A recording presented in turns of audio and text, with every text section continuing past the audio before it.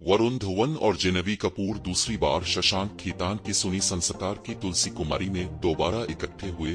बॉलीवुड हंगामा ने बुध के रोज खुसूसी तौर पर क़ारीन को आगाह किया कि दुल्हनिया की जोड़ी वरुण धवन और शशांक खीतान तीसरी बार दोबारा इकट्ठे हो रहे। हम्पटी शर्मा की दुल्हनिया और बद्रीनाथ की दुल्हनिया के बाद ये जोड़ी धर्मा प्रोडक्शन की सुनी संस्कार की तुलसी कुमारी में जेनेवी कपूर के साथ काम करेंगे। उसका बाज़ाब्ता ऐलान 22 फरवरी 2024 को किया गया था।